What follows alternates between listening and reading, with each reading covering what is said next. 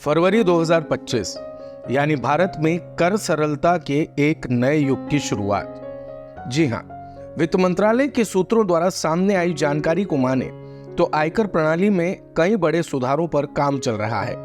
ये सुधार अनुपालन बढ़ाने, कर ढांचे को सुव्यवस्थित करने और समग्र रूप से व्यापार करने में आसानी को बेहतर बनाने पर केंद्रित है। वैश्विक और घरेलू चुनौतियों के बीच भारत आर्थिक विकास को बढ़ावा देने की कोशिश कर रहा है। पिछले एक दशक में सरकार ने व्यवसायियों और व्यक्तियों पर कर का बोझ कम करने में महत्वपूर्ण प्रगति की है। प्रस्तावित परिवर्तनों का उद्देश्य करदाताओं को राहत प्रदान करना और कर आधार को व्यापक बनाना है।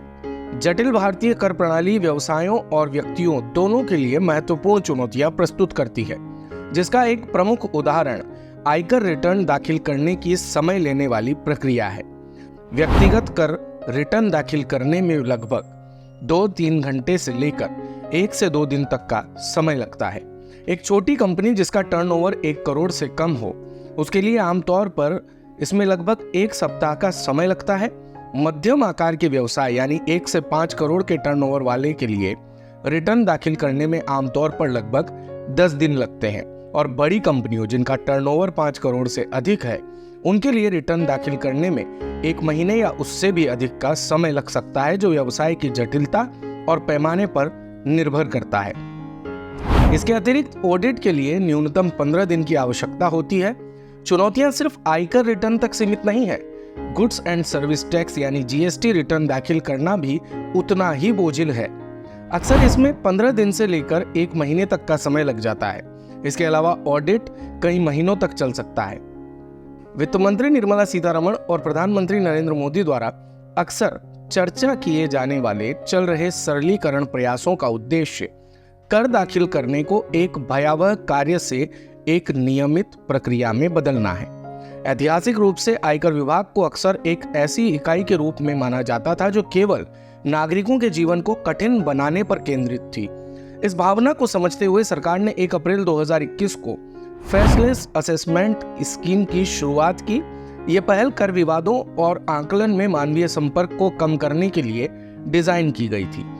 इस प्रणाली के तहत आयकर विभाग रिटर्न, रिफंड, आकलन, जांच और अपील को संभालता है, जिसमें भौगोलिक स्थान की परवाह किए बिना मामलों का मूल्यांकन अधिकारियों को सौंपा जाता है। भारत की कर प्रणाली की लंबे समय से इसकी जटिल फाइलिंग प्रक्रियाओं, कई कर स्लैब और लगातार नियामक परिवर्तनों के लिए आलोचना की जाती रही है।